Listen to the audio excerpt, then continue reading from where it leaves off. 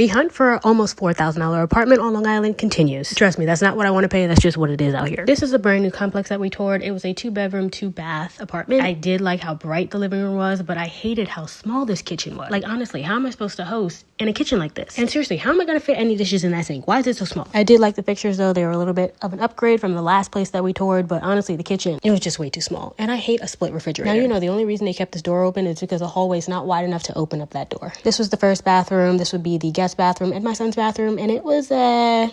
And she tried to sell this closet as like a pantry. Like, how do you find doors that small? I would like to point out though, this apartment had 0 carpet, so kudos to that. This closet was much smaller than my son's current closet, but you know, sometimes you gotta do what it is. And then we toured the master bedroom, and I honestly just love the fact that it had a double sink because it's what we currently had, and I really needed that double sink. But the bathroom, again, to me was just meh. The closet space was such a huge deal for us because we have such a huge closet right now. And yeah, I guess we can make it work, but damn, it's still kind of small. Interesting enough, they had an outdoor patio off the master bedroom, which was, I guess, kind of cool just to get some fresh air, but I don't see the purpose. I don't think I would actually step foot out there. The main reason we actually looked at this apartment is because it had a loft, which is what we currently have, it did have a storage closet, but our current storage closet is 9 foot, so this was nowhere near comparable. I'm always going to be a top floor girly. I will never live below anyone. If you choose to live on the first floor and complain, that is a you problem. Anywho, back to this loft. She showed us a closet that we actually can't use, so the purpose of that, I don't know. And here is this long hallway that they decided to call a loft.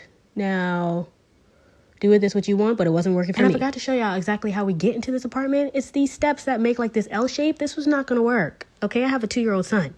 He would be down those steps every single day. She also showed us the bottom unit, which isn't much different. The only difference is instead of that stairwell, there's this actual storage closet, which again, kind of small. Continuing on in this apartment, it's not very different. The bathroom had a slightly different layout here, but again, it was kind of meh.